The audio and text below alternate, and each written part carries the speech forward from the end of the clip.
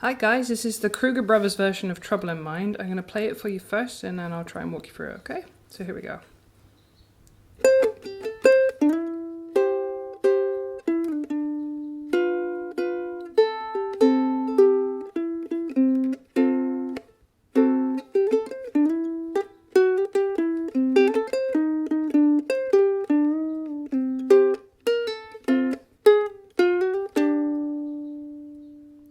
Okay, and now let's walk you through it because I know I made some mistakes in there.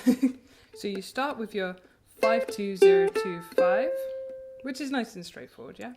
And then you have a 2-4, which I recommend you slide on your sweary finger, your middle finger. So you're going to go 2-4, fall back on your index finger on the threes, which are essentially your Cs, yeah?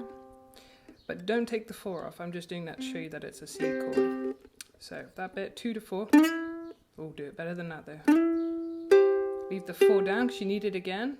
Then I would slide back to 2 and go into a G7 shape. Okay, that's your 1-2s. And I would just pluck all of it because it sounds nice. Then you got your 0-3 and then 2 zeros. 3 again, 4-4-0. And I'm pretty sure I played that with this finger before. Whichever one feels comfortable at the time is absolutely fine, okay? It's all about what works for you. So I'll do that bar again. So 2 zeros. And then you got an F. Then an F sharp diminished, which is so much easier than it sounds. It's just that one and that one behind it. Okay. And then you've got your 0-2-5. And then another slide. So middle finger again. 2-4. 2-3-4-0. 0-2-5. And then you got 3-3-2-5-3. And then a little bend on your 2, or if you enjoy it too much, really enjoy it, you know, go for it. And back to the C, 1-0 to the F, 4-3, 1-2, 3-2 for the G. Okay. So things to talk about. Remember your forward slash is a slide on the tab, and that's always a 2-4. The arrow that goes up like that and says half just means a half bend. Okay, as opposed to basically a half bend, you're just trying to bend it to the next fret up. It's the equivalent of doing that. If it was a full bend, you've got to get it to that one. Okay, but it's just a half bend, not as far. That's pretty much it, to be honest. This one is just one of those where you practice it over and over again and you will get it. Because it's all about the fingering and the speed. So I'll do it one more time, see if I can get it without all the mistakes I made before, and I'll try and bring this hand forward so you can see what it's doing. Or I'll mute the first note and you won't hear a thing I'm doing.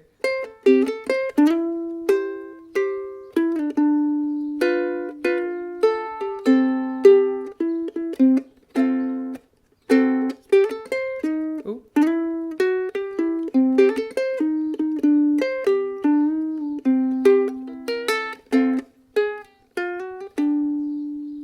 Good. Oh, and one more thing to say. I know I definitely put a pull off in there with the 1-0. Up to you, you don't have to. But bear in mind, with all my tabs, I suppose, I'm a little iffy with some of the rhythms I put on. Just take it with a pinch of salt. If you listen to the main record, you'll go, oh yeah, that's what she meant. That's okay. I've never been the massive mathematician for the rhythms of music, ironically. I can tap it and I can play it by ear, for sure, but I do struggle to write it down accurately. So I've done my best here. My software doesn't have ukulele stuff in it. I use Noteflight online. And yeah, so I've done this all using bass tab. So it's really hard to check it when you're done. You can press play and you're like, it sounds sort of like it. Oh, it is fun.